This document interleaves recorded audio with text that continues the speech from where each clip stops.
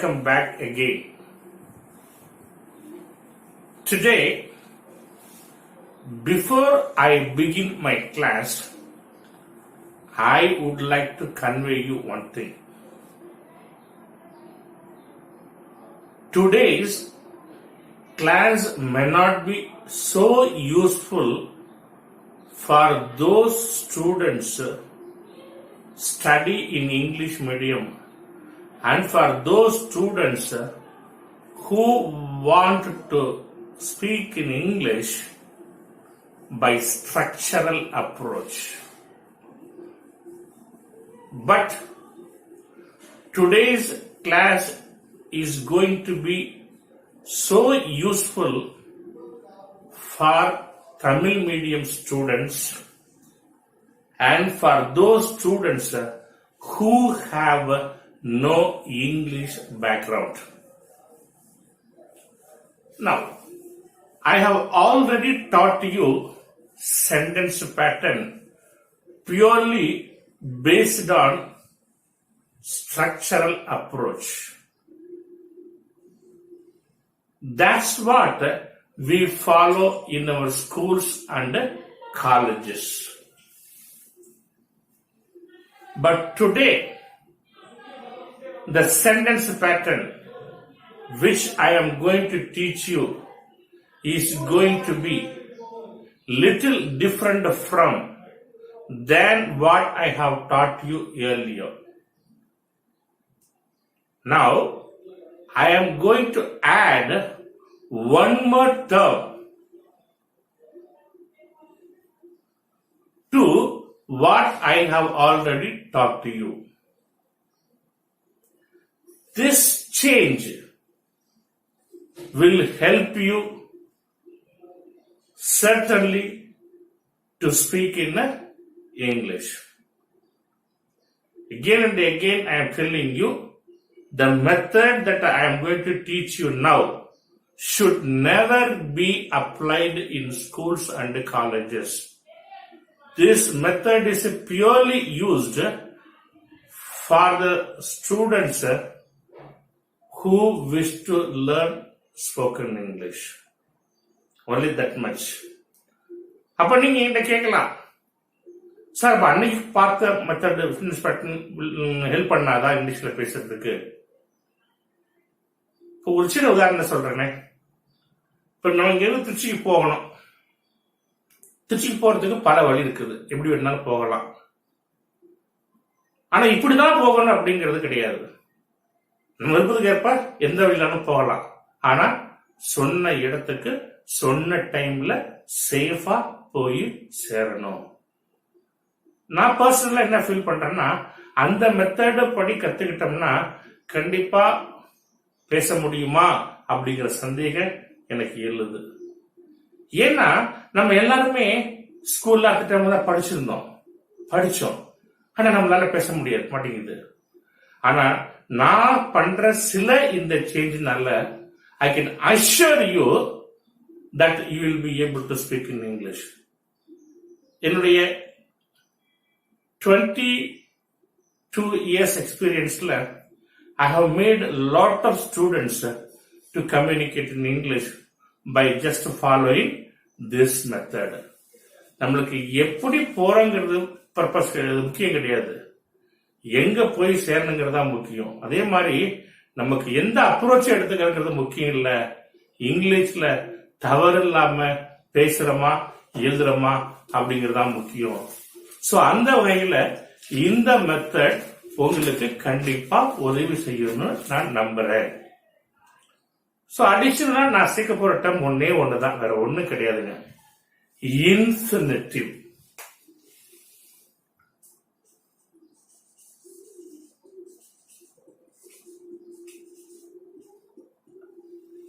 இது ஆக்சுவலா நான் ஃபைனைட் வெர்பு. இதுல 2 வகை இருக்குது. இதை எப்போ எப்படி எல்லாம் யூஸ் பண்ணலாம் அப்படிங்கிற டீடைல்ஸ் எல்லாம் தனி சாப்டரா பார்க்கும்போது நான் சொல்லி தர்றேன். இப்ப இன் ஷார்ட் நம்ம தெரிஞ்சுக்க வேண்டியது என்னன்னு கேட்டீங்கன்னா, இன்ஃபினிட்டிவ்ல எப்படி இருக்கும்னா, to plus main verb by present tense is equal to infinitive. அதாவது பிரசன்ட் டென்ஸ் மெயின் தான் வரணும். பிரசன்ட் டென்ஸ் மெயின் தான் வரணும். அதுக்கு முன்னாடி டு சேர்த்து வரணும். அப்படி வந்தா அதுக்கு வேர்ப்னு பேரு கிடையாது, இன்ஃபினிட்டிவ்னு பேரு. அது பர்டிகுலரா சொல்லணும்னா டு இன்ஃபினிட்டிவ் அப்படின்னு பேரு. ஒரு சின்ன உதாரணம் எடுத்துக்கோமே. இப்ப பிளே அப்படின்னு வச்சுக்கோமே, இதுக்கு என்னன்னு பேரு? வேர்ப்னு பேரு. அதுவே டு பிளே என்னன்னு பேரு? இன்ஃபினிட்டிவ். சிங் அப்படின்னு வச்சுக்கோ, வேர்ப்னு பேரு. அதுவே டு சிங் என்னன்னு பேரு? இன்ஃபினிட்டிவ். இப்ப ரைட்னு வச்சுக்கோமே, வேர்ப்னு பேரு. அதுவே டு ரைட்னு வச்சுக்கோமே, அதுக்கு என்னன்னு பேரு? இன்ஃபினிட்டிவ் அப்படின்னு பேரு. So that's what we have to identify in English. தமிழ்ல பாத்தீங்கன்னா verb கூட இக்கோ அல்லது காகவோ சேர்ந்து வரும். அப்படி வந்தா அதுக்கு என்னன்னு பேரு? இன்ஃபினிட்டிவ்னு பேரு. Okay, why do we use infinitive அப்படின்னு பாத்தீங்கன்னா, infinitive is used to show the purpose. To show the purpose. புரிஞ்சுதுங்களா? சோ இந்த டேர்ம நம்ம ஏற்கனவே கத்துக்கிட்டது கூட அடிஷனலா நான் சேர்த்து சில மாற்றங்கள் சென்டென்ஸ் பேட்டர்ன்ல பண்ண போறேன். அப்படி செய்யறதுனால எந்த விதமான கன்ஃபியூஷனும் இல்லாம உங்களால எழுத பேச முடியும்னு நான் கண்டிப்பா நம்புறேன். நம்மள நிறைய பேத்துக்கு என்ன பிரச்சனை அப்படின்னு பாத்தீங்கன்னா, நான் ஏற்கனவே உங்களுக்கு இன்ட்ரடக்ஷன் கிளாஸ்ல சொல்லியிருக்கிற மாதிரி, மற்றவங்க இங்கிலீஷ்ல பேசும்போது எழுதும் போது என்னால புரிஞ்சுக்க முடியுது, ஆனா திருப்பி என்னால பேச முடிய மாட்டேங்குது சார். புரிஞ்சுக்க முடியுதுன்னு என்ன அர்த்தம்?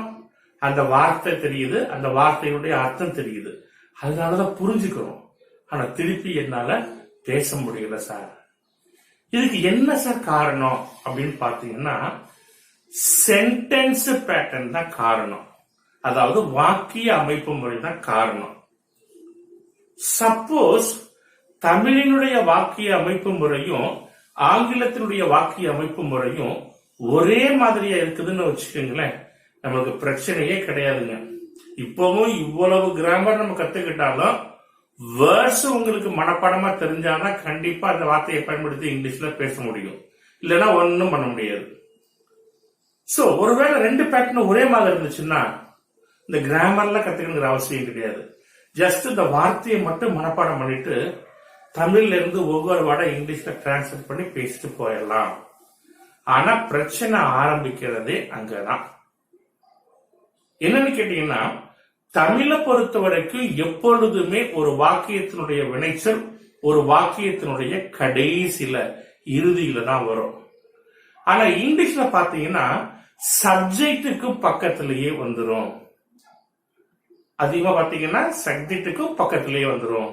அதனாலதான் பேசும்போது நம்மளுக்கு புரிஞ்சுக்க முடிஞ்சாலும் எப்படி எந்தெந்த வார்த்தையை எதுக்கு எடுத்து போட்டு வாக்கியமா அமைக்கணும் அப்படிங்கிறது தெரியாததுனாலையும் அந்த மெத்தட் மாறுபடுறதுனாலையும் தான் நம்மளால புரிஞ்சுக்க முடிஞ்சாலும் திருப்பி நம்மளால பேச முடியல. சோ இப்ப நம்ம ஃபர்ஸ்ட் பார்க்க போறது என்ன அப்படின்னு பாத்தீங்கன்னா, the difference between தமிழ் அண்ட் இங்கிலீஷ் சென்டென்ஸ் பேட்டர்ன். தமிழினுடைய வாக்கிய அமைப்பு முறைக்கும் ஆங்கிலத்தினுடைய உள்ள வாக்கிய முறைக்கும் உள்ள வித்தியாசம் என்ன அப்படிங்கறத ஃபர்ஸ்ட் பார்ப்போம். சோ the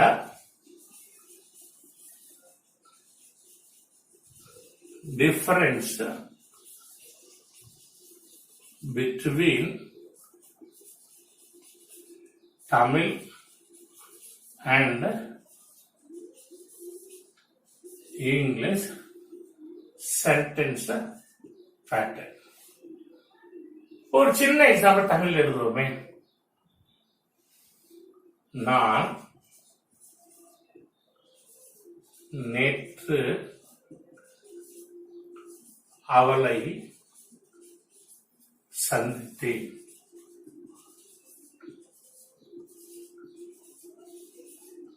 ஓகேங்க, நான் நேற்று அவளை சந்தித்தேன். இப்ப தமிழை பொறுத்த வரைக்கும் இந்த வாக்கியம் அப்சல்யூட்லி ரைட் இல்லைங்களா?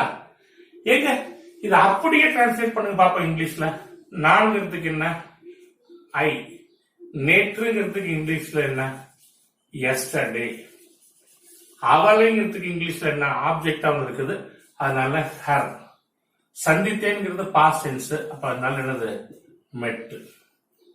இப்ப தமிழை பத்தி பாத்தீங்கன்னா நான் சப்ஜெக்ட், நேற்று அட்வர்ப், அவளை ஆப்ஜெக்ட், சந்தித்தேங்கிறது வெர்ப். அதான் தமிழ்ல ரைட்டும் கூட. அதே தான் இங்கிலீஷ்ல எழுதிக்கிறோம்.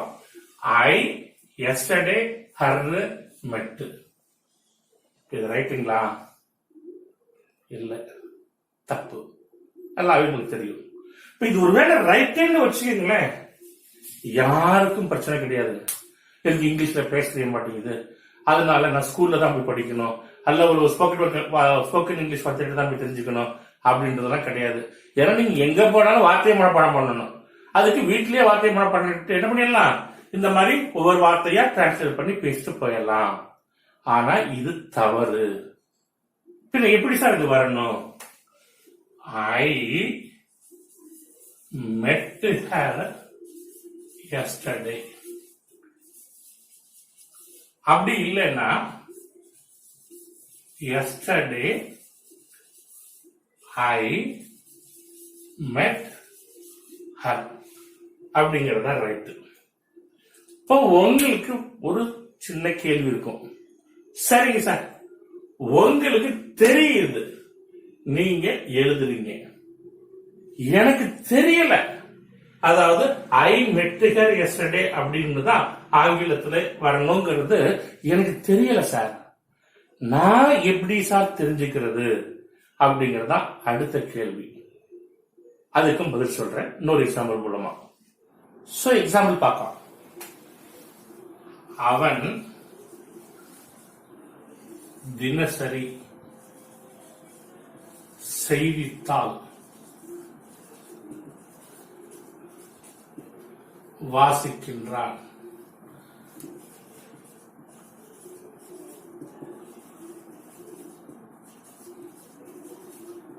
ஓகே, அவன் தினசரி செய்தித்தாள் வாசிக்கின்றான். இப்படி தமிழ்ல பார்த்தோடே நீங்க ஃபர்ஸ்ட் என்ன பண்ணணும்னா, அது என்ன சென்டென்ஸ் அப்படிங்கறத குறிக்கணும். அதாவது கைண்ட்ஸ் ஆஃப் சென்டென்ஸ் படி அது என்ன வாக்கியங்கிறத குறிக்கணும். அடுத்தது இது என்ன டென்ஸ்ங்கிறத குறிக்கணும், பிரசன்ட் டென்ஸ். அடுத்தது நான் சென்டென்ஸ் பார்த்து இருக்கு இல்லையா, அதுபடி பாஸ்ட் ஆஃப் ஸ்பீச் குறிக்கணும். இப்ப அவன் சப்ஜெக்ட், தினசரி அட்வர்ப், செய்தித்தாள் ஆப்ஜெக்ட், வாசிக்கின்றான்ங்கிறது verb. இப்ப தமிழை பொறுத்த வரைக்கும் S A O V is equal to statement.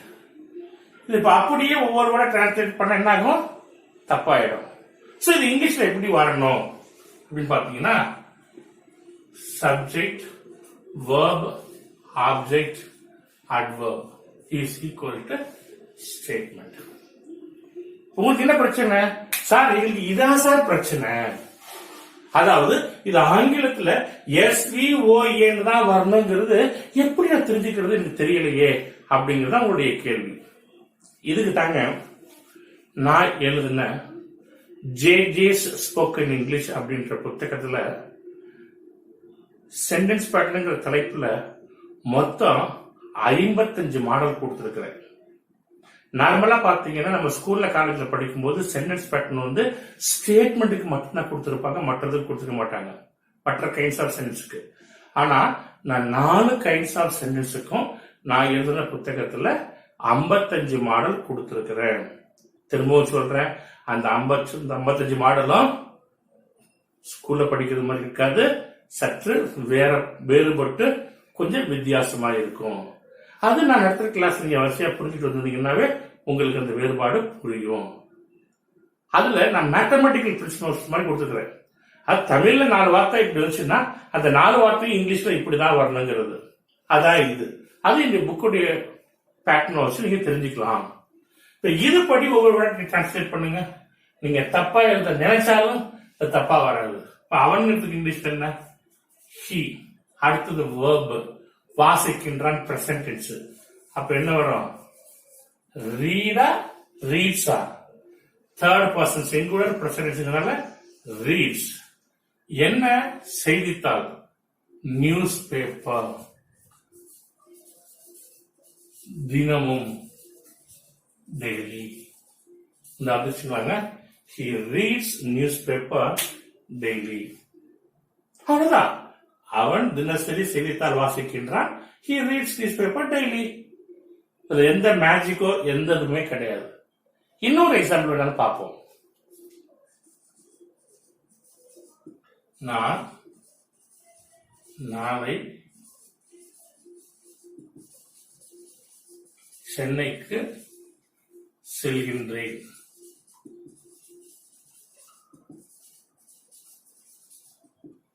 நான் நாளை சென்னைக்கு செல்கின்றேன். என்ன சென்டென்ஸ்? ஸ்டேட்மெண்ட். என்ன டென்ஸ்? Present continuous tense. இப்போ பாஸ்ட் கண்டினியூஸ் குறிக்கலாம். நான் சப்ஜெக்ட், நாளை அட்வர்ப். ஏன்னா எப்போங்கிற கேள்விக்கு ஆன்சர், அடுத்தது எங்கேங்கிற கேள்விக்கு ஆன்சர். அதனால இதுவும் அட்வர்பு தான், செல்கின்றேங்கிறது வேர்பு. இப்ப தமிழை பொறுத்த வரைக்கும் S A A V is equal to statement. இதுல என் புக்கில் பாத்தீங்கன்னா S V A A is equal to statement கொடுத்திருப்பேன். இப்ப இதுபடி டிரான்ஸ்லேட் பண்ணுங்க. சப்ஜெக்ட் நான்கு இங்கிலீஷ்ல என்ன? ஐ. அடுத்தது வெர்பு பிரசன்ட் கண்டினியூஸ் டென்ஸ், செல்கின்றேன். அப்ப am going. இப்ப அடுத்து ரெண்டு அட்வர்ப் இருக்குது. உங்களுக்கு ஒரு வேளை சந்தேகம், சார் இதுல எந்த அட்வர்ப ஃபர்ஸ்ட் எடுத்துக்கணும்? ஒரு வாக்கியத்துல ரெண்டு அட்வர்ப் இருந்து ஒன்னு இடத்தையும் இன்னொன்னு நேரத்தையும் குறிச்சதுன்னா place adverbial should be taken first, time adverbial should be taken second. அப்ப place adverbial என்ன? சென்னைக்கு இக்குன்னு இருக்கு. அப்ப டு சென்னை. நாளைன்னு இருக்குது டுமாரோ. சோ நான் நாளை சென்னைக்கு செல்கின்றேன் அப்படிங்கிறது தமிழை பொறுத்த வரைக்கும் ரைட்டு. அதே அப்படின்னு ஐ am going to Chennai tomorrow. பாருங்க, நான் எந்த மேஜிக்கும் பண்ண கிடையாது. இன்னொரு எக்ஸாம்பிள் பார்ப்போம். நான் நேற்று எனது நண்பனை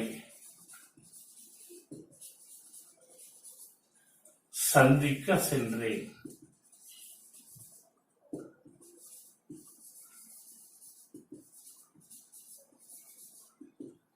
ஓகே, என்ன சென்டென்ஸ்? ஸ்டேட்மெண்ட்.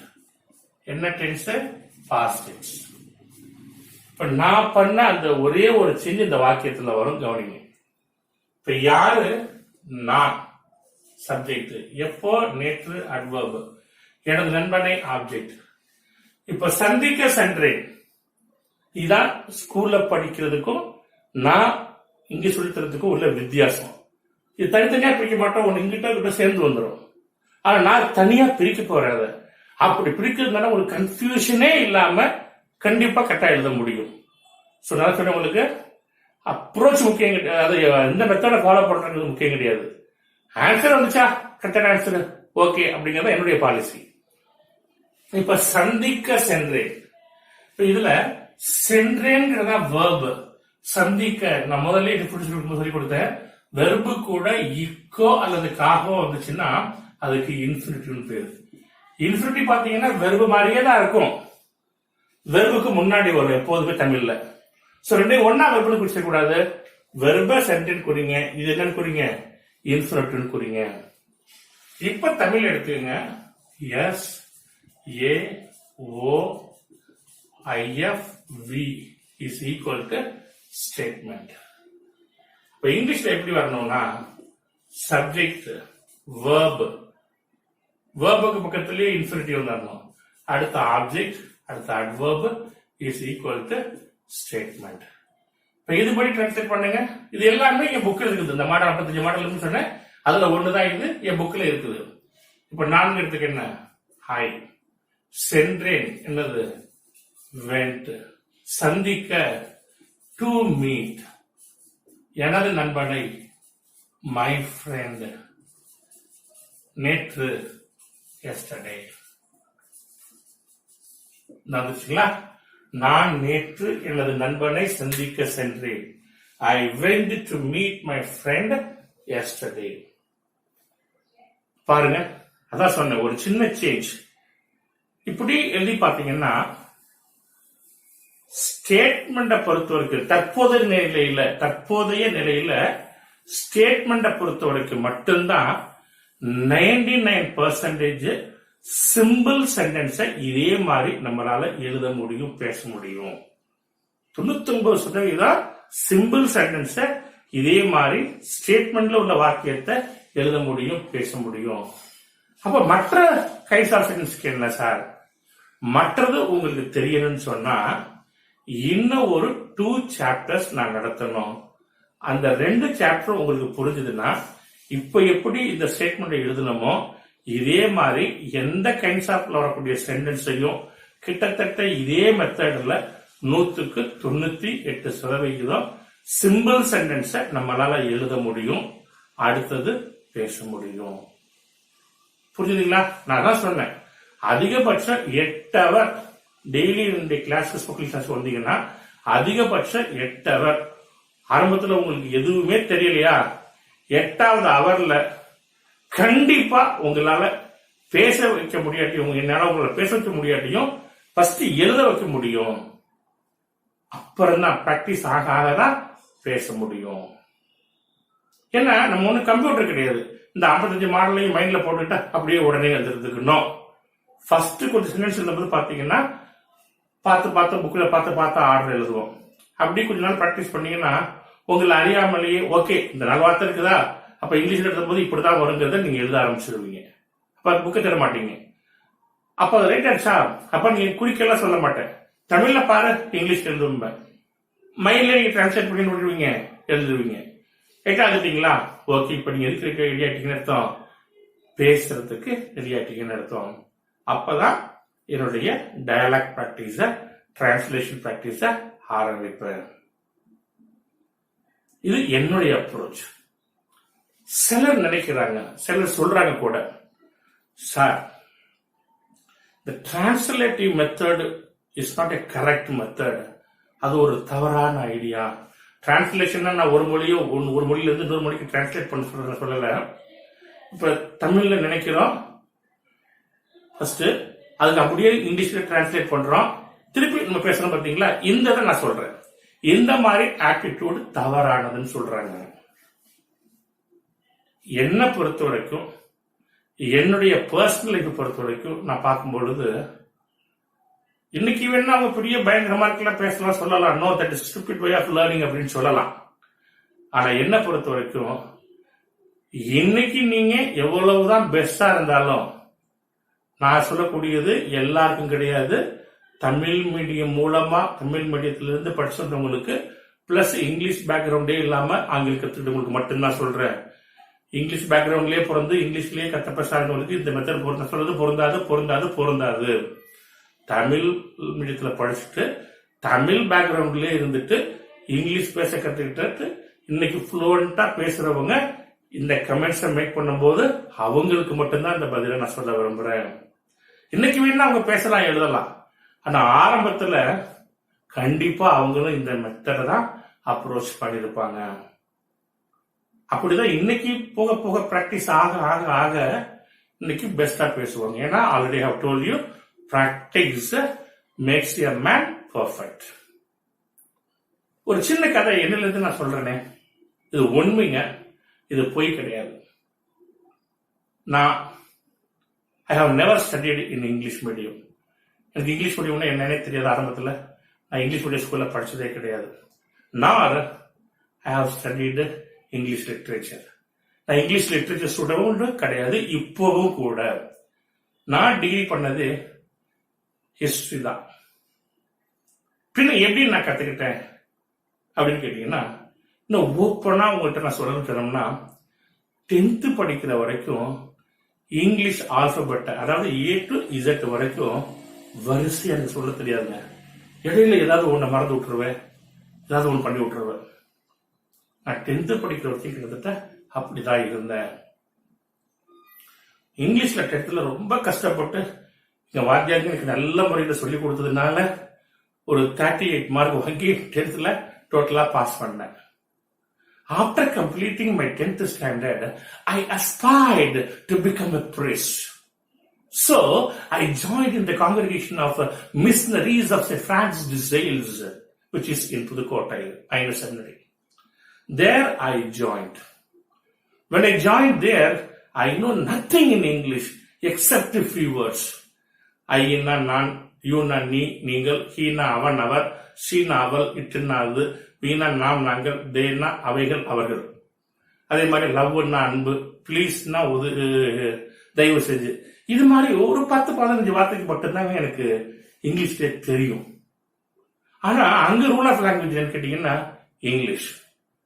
ஸோ ஃபர்ஸ்ட் கொஞ்ச நேரம் டைம் கொடுப்பாங்க. Within that period we must learn to speak in English. நான் எப்படி கத்துக்கிட்டேங்கிறத கூட சொல்றேன். ஒரு சின்ன உதாரணம். நான் செமினார்ல சேர்ந்த ஃபர்ஸ்ட் நாள் ஆஃப்டர்நூன் சாப்பிட உட்கார்ந்தாங்க. அங்க டைனிங் ஹால் இருக்கும். அதுல டைனிங் டேபிள் தான் உட்காந்து சாப்பிடணும். ஒவ்வொரு டேபிள்லயும் 6 பேர் உட்கார்ந்து இருப்பாங்க. அதே மாதிரி நாங்க 6 பேர் உட்காந்து சாப்பிட ஆரம்பிச்சோம். நான் எடுத்து எல்லாம் போட்டேங்க. சாம்பார் இருந்துச்சு, சாதம் இருந்துச்சு, தொட்டுக்கள் இருந்துச்சு, அதுக்கு தேவை எடுத்து வைக்கிறதுக்காண்டி கரண்டி ஸ்பூன் இதெல்லாம் இருந்ததுங்க. ஸ்பூன்ல தான் சாப்பிடணும். அதனால ஸ்பூனு ஸ்போர்க்லாம் இருந்தது. எடுத்துட்டேங்க. எனக்கு அந்த படம் ஆப்போசிட் சைட்ல லாஸ்ட்ல உட்கார்ந்த பிரதர் என்ன சொல்றாருன்னா, please pass the curry, please pass the curry அப்படின்னு சொல்லிக்கிட்டே இருந்தார்.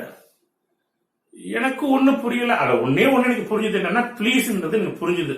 நான் கண்டுக்கவே இல்லை. நான் என் வேலையை பார்த்துட்டே தாங்க இருந்தேன். கொஞ்சம் கடுப்பாய ஒரு திரும்ப சத்தமா சொல்ல ஆரம்பிச்சாரு. உடனே என் பக்கத்துல உட்கார்ந்து இந்த பிரதர் என்ன பண்ணாருன்னா, இந்த குழம்பு சொல்லி இருக்கு பாத்தீங்களா, அதை எடுத்து அவருக்கு அனுப்பிச்சு வச்சாரு. எடுத்து ஊத்திட்டு அதுல சொல்றது பாட்டிட்டான். எனக்கு ஒரு சந்தேகம். வெளில சொல்றதுக்கு அல்பத்தனமா தான் இருக்குது. பட் இருந்தாலும் சொல்றேனே, நம்மளும் எல்லாமே எடுத்துக்கிட்டோம். ஆனா எதுலையுமே கரிய காணோம். இவன் என்னன்னா பிளீஸ் பாஸ் கரின்னு சொன்னா, இந்த ஆளு இந்த குண்டான எடுத்தாங்க அனுப்புறான். அதுக்கப்புறம் அவன் எதுவுமே ஒண்ணு சொல்லலையே. அப்போ ஒருவேளை அதுல கறி இருக்குமோன்னு நான் எந்திரிச்சு போய் அதை எடுத்துட்டு வந்துட்டு நல்லா கலக்கி விட்டு பார்த்தீங்க, அதுல ஒண்ணுமே கிடையாது. சரி, வெளில சொன்ன அசிங்கம். கம்முன்னு அப்படி உட்காந்துட்டு சாப்பிட்டு முடிச்சுட்டு பிளேட் கல்வ போகும்போது என்னுடைய சீனியர் என் மச்சான் ஒருத்தன் அங்க ஏற்கனவே படிச்சுட்டு இருந்தான். நான் அவன்கிட்ட கேட்டேன், மாப்பிள்ள அவன் பிளீஸ் பாஸ் த கரி அப்படின்னு சொன்னான். நீ இந்த குழம்பு சட்டி எடுத்து வச்ச, என்ன அர்த்தம் எனக்கு ஒண்ணு புரியலையே அப்படின்னு சொன்னா, மாப்பிள்ள பிளீஸ் பாஸ் த கரின்னா அந்த குழம்பை இங்க அனுப்புன்னு அர்த்தம். அதாவது பிளீஸ்னா தயவு செய்து, பாஸ்ன்னா அனுப்பு, கறின்னா குழம்பு மாப்பிள்ள, குழம்புக்கு தான் மாப்பிள்ள இங்கிலீஷ்ல கறின்னு பேருன்னு சொன்னான். அப்ப நான் ஒரு வாக்கியம் எடுத்துக்கிட்டேன், பிளீஸ் பாஸ் த கரின்னு சொல்லிட்டு. இப்ப அந்த டேபிள்ல நிறைய ஐட்டங்கள் இருக்கும். ஆரம்பத்துல எனக்கு அந்த ஐட்டம் பேர்லாம் இங்கிலீஷ் தெரியாது. இப்போ இங்கிலீஷ்ல ஒரு வார்த்தை நான் கத்துக்கிட்டேன். சாப்பாட்டுக்கு என்ன, சோறுக்கு என்ன, ரைஸ். இப்போ குழம்பு கத்துக்கிட்டாச்சு, கறி. சாப்பாடு போட கண்டுக்கு பாத்தீங்கன்னா அதுக்கு பேரு லேடில். இந்த குழம்புக்கு பேரு லேடில். அப்புறம் சாப்பிடுற ஸ்பூனுக்கு பேர் என்ன, ஸ்பூனு. இந்த முள் வச்சு அதுக்கு பேர் என்ன, ஃபோர்க். அதுக்கு அடுத்தது பாத்தீங்கன்னா தொட்டுக்கிறதுக்கு இருக்கும். அப்போ ஒரு வாக்கியம் பிளீஸ் பாஸ் த கரின்னா குழம்பு. எனக்கு தேவைப்படும் போது please pass the rice, please pass the ladle, please pass the side dish. இப்படிதாங்க ஒரு வார்த்தை கத்துக்கிட்டேன், மீன் புரிஞ்சுக்கிட்டேன். ஆனா அப்படியே வார்த்தையை மட்டும் மாட்டு போட கத்துக்கிட்டு பேச ஆரம்பிச்சேன். இப்படிதாங்க. அங்க நீங்க தமிழ்ல பேசி மாட்டிட்டீங்கன்னா நிறைய பனிஷ்மெண்ட் கொடுப்பாங்க. சோ நான் அங்க வாயே திறக்க மாட்டேங்க. எதை கேட்டாலும் ஆரம்பத்துல எஸ் நோ, இதை தவிர பேசுறதே கிடையாது. அதுல ஒரு பெரிய வேடிக்கை என்னன்னு கேட்டீங்கன்னா, எங்களுக்கு ஒரு ஃபாதர் கிராமர் சொல்லி கொடுத்தாரு இங்கிலீஷ்ல பேசுறதுக்கு. ஆரம்பத்துல போன உடனே அவர் பேரு Joseph Henry, father Joseph Henry. இவங்களுக்கு வாங்கி கொடுத்த புக்குடைய பேரு ரெனன் மார்டின். அதுல எல்லாமே இங்கிலீஷ்ல தாங்க இருக்கும். அவர் அந்த இங்கிலீஷ்ல தான் நடத்துவார். ஃபார் எக்ஸாம்பிள் சொல்றேனே, what is now? A noun is a word used as a name of a person, place, things or an animal. அப்படின்னு சொல்லிட்டு ஃபார் எக்ஸாம்பிள் பர்சன்ஸ் நேம் அப்படின்னு சொல்லிட்டு எக்ஸாம்பிள் கொடுப்பாரு. பிளேஸ் நேம் அப்படின்னு எக்ஸாம்பிள் சொல்லுவாரு. இப்படி ஒன்னொன்னுக்கு எக்ஸாம்பிள் கொடுப்பாரு. நமக்கு ஒன்னும் புரியாது. ஏபிசிடியே தகராறாம். இதை அவர் இங்கிலீஷ்ல நடத்தி இங்கிலீஷ்ல எக்ஸ்பிளனேஷன் பண்றாராம். என்ன புரியும்? ஒன்னும் புரியாது. அப்படியே தான் அமைதியா உட்கார்ந்துருப்போம். அதனால நிறைய ஆரம்ப காலகட்டத்துல எல்லாம் நிறைய திட்டுக்கள், அவமானங்கள்லாம் நிறைய பட்டிருக்குங்க. சோ இப்ப நான் எப்படி கத்துக்கிட்டேன் அப்படின்னா, இப்ப நான் சொன்னேன் பாத்தீங்களா, என்னுடைய சீனியர்ஸ யாரும் இல்லாத இடத்துக்கு தனியா கூட்டிட்டு போயிட்டு, பிரதர் இதுக்கு என்ன வரும் இங்கிலீஷ்ல, இதுக்கு என்ன வரும், இதுக்கு இங்கிலீஷ்ல ஃபர்ஸ்ட் வார்த்தை தான். I have never learnt words from the dictionary. இப்ப நம்ம எப்படி பேசிக்கா ஸ்கூலுக்கே போகாத தமிழ்ல பேசுறோம் பாத்தீங்களா, பேசுறதை கவனிச்சு ஆரம்பத்துல அதே மாதிரி தாங்க நானும் இங்கிலீஷ்ல வார்த்தையை பேசுறதுல இருந்து கத்துக்கிட்டு தாங்க இங்கிலீஷ்ல பேசவே ஆரம்பிச்சோம். இந்த ஸ்பெல்லிங் அது மற்ற கிராமர் ரொட்டு ரொஸ்கெல்லாம் போக போக பின்னாடி டெவலப் ஆக ஆக நம்ம கத்துக்கிட்ட ஒண்ணுதான். புரியுதுங்களா? சோ பின்னாடி இப்படி பாத்தீங்கன்னா ஓரளவுக்கு பேச கத்துக்க ஆரம்பிச்சிட்டாங்க. அதாவது எழுத பேச கத்துக்கிட்டோம். பட் ஃப்ளூவெண்டா வராது. அப்ப அந்த சமயத்துல என்ன பண்ணுவோம்னா பாத்தீங்கன்னா, ஃபர்ஸ்ட் நான் உதாரணத்துக்கு ஒரு லெட்டர் எழுதணும்னு வச்சுக்குவேன். என்ன பண்ணுவேன்னா ஃபர்ஸ்ட் தமிழ் எழுதி வச்சுக்குவேன். அதுக்கப்புறம் நான் தெரிஞ்ச இங்கிலீஷ் அப்படியே அதை டிரான்ஸ்லேட் பண்ணி எழுதுவேன். என்னுடைய சீனியர் எப்படி காட்டுவேன், பிரதர் இது தமிழ், பிரதர் இது இங்கிலீஷ், நான் எழுதிக்கிறது லெட்டர் பாருங்க அப்படின்னு. அவங்க பார்த்துட்டு சில கரெக்ஷன் இருந்தா பண்ணுவாங்க. அப்புறம் நான் இங்கிலீஷ் லெட்டர் எழுத ஆரம்பிச்சேன். இப்படி கொஞ்ச நாள் போயிட்டு இருந்துச்சுங்க. இப்படி பேசி பேசி பிராக்டிஸ் ஆக ஆக நம்மளும் தமிழ்நாடு, கேரளா, கர்நாடகா, ஆந்திர பிரதேஷ், இப்படி ஒவ்வொரு state with many other linguistic people படிக்க ஆரம்பிக்கும் போது, பேச ஆரம்பிக்கும் போது ஃப்ளூவெண்டா சரளமா இங்கிலீஷ்ல பேச கத்துக்கிட்டாச்சு. சோ ஆரம்ப காலத்துல நான் பேசும்போது பாத்தீங்கன்னா தமிழ்ல நினைப்பேன், அதை அப்படியே இங்கிலீஷ்ல டிரான்ஸ்லேட் பண்ணி பேச ஆரம்பிச்சேன். But today that is not the case. When I speak itself, I can think in English, I can speak in English, I can do anything in English. So இந்த ஸ்டேஜ் எடுத்த உடனே வந்துடாதுங்க நார்மலா உள்ள ஒரு ஸ்டூடெண்ட்டுக்கு. ஸோ ஸ்டெப் பை ஸ்டெப் தான் வரும். So நான் என்ன சொல்ல வரேன்னா, ஃபர்ஸ்ட் ஆரம்பத்தில் இது மாதிரி ப்ராக்டிஸ் பண்ணுவோம், டேர்ம்ஸை கற்றுக்குவோம், டிரான்ஸ்லேட் பண்ணுவோம், அப்புறம் இந்த டேர்ம் எல்லாம் மறந்துடுவோம், இங்கிலீஷில் பார்த்த உடனே எழுதுவோம், அதை வச்சுட்டு பேச ஆரம்பிக்கலாம். கண்டிப்பா we can be successful. For that, I am the best example standing before you. புரியுதுங்களாங்க? ஓகே. ஸோ ஃப்ரெண்ட்ஸ் பாத்தீங்கன்னா இன்னும் ஒரு 2 சாப்டர்ஸ் இருக்குது. அந்த சாப்டரையும் நம்ம தெரிஞ்சுக்கிட்டோம்னா இதே போல எல்லா கைண்ட்ஸ் ஆஃப் சென்டென்ஸ்ல வாக்கியத்தையும் சிம்பிள் சென்டென்ஸ்ல நம்மளால எழுத முடியும், அப்புறம் பேச முடியும். அப்புறம் by practice we can make any sentences simple or complex or compound. அதை படிப்படியா நம்ம கிளாஸ்ல இனிமேல் ஒவ்வொரு நாளும் பார்க்கலாம். ஓகே ஃப்ரெண்ட்ஸ், எல்லாம் புரியுதுங்களா? புரிஞ்சுக்குன்னு நினைக்கிறேன். ஓகே, நான் வழக்கம் போல சொல்றதா, என்னுடைய இந்த கிளாஸ் உங்களுக்கு பிடிச்சிருந்துச்சுன்னா, புரிஞ்சிருந்துச்சுன்னா, இந்த வீடியோவை நீங்க பார்க்கும்போது தயவு செஞ்சு சப்ஸ்கிரைப் பண்ணுங்க. நிறைய பேர் கமெண்ட்ஸை வாட்ஸ்அப்ல அனுப்புறீங்க. ஏன்னா நான் நிறைய பேருக்கு லிங்க் வாட்ஸ்அப்ல அனுப்புறதுனால தயவு செஞ்சா சப்ஸ்கிரைப் பண்ணிட்டு அங்கேயே போய் கமெண்ட் பண்ணுங்க. ஏன்னா your comments will help me to take the class further better. I hope you will do so. We will meet again in the next class tomorrow. Until then, bye. Thank you.